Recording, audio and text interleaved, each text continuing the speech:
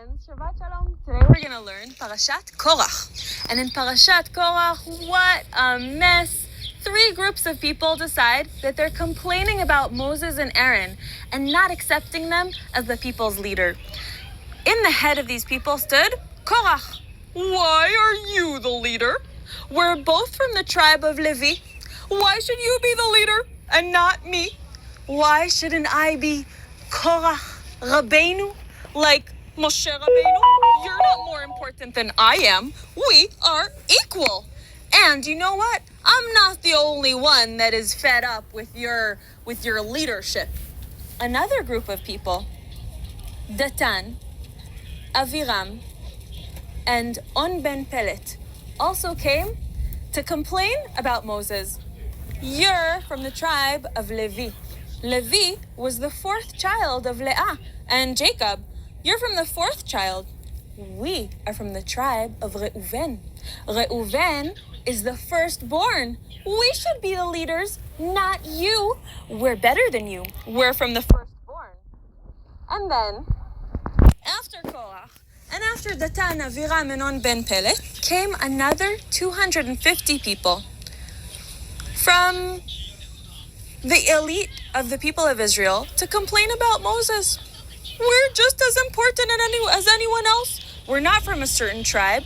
We're just from the people of Israel. And you know what? We also want to be leaders. We also want to work in the Mishkan, in the tabernacle. Why should only Aaron and only the Kohanim and the high priests work in the tabernacle? Are we not as holy as they are? I can't take this anymore. Why are they complaining about me? I didn't even want this job. Didn't you read the parshas from last week and the week before? Who even wants to be the leader of these people? They always complain. It's like being a babysitter without getting paid. I can't take it anymore. I don't want to be the leader of these people. I didn't decide. God gave me this job. I have to do it because God told me to. You know what? Tomorrow morning, bring your pans with your incense, and so will Aaron. And the person whose incense God will accept, you'll see that he's the person that God chose. Everyone came with their incense pan the morning after, except for Datan, Aviram, and On Ben Pelet, who didn't even want to come because they were so proud of themselves. Aaron put the incense on his pan, and so did the other 250 people and Korach.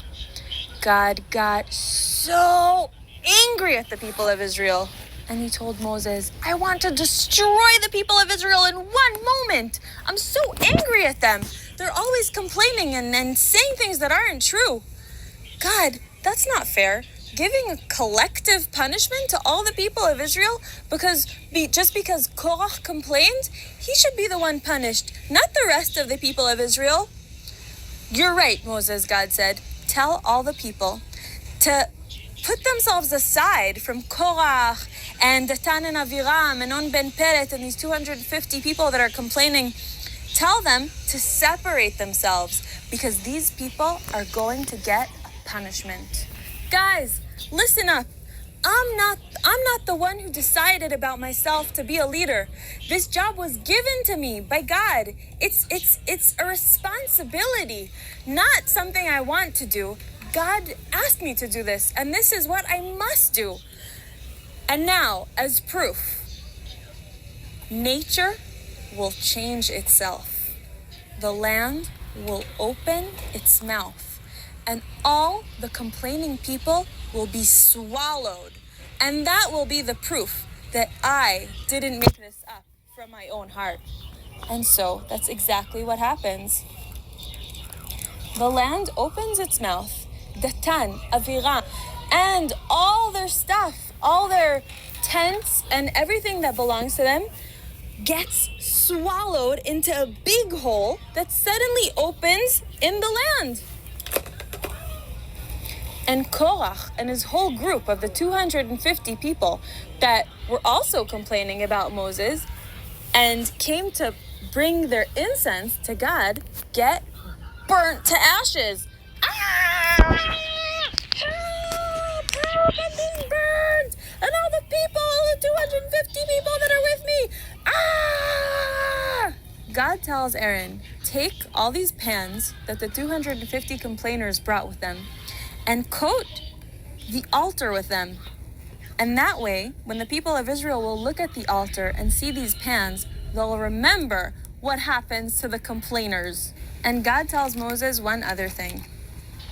Take the staffs of each head of each tribe and put them inside the tabernacle. Write the names of each tribe on the staff.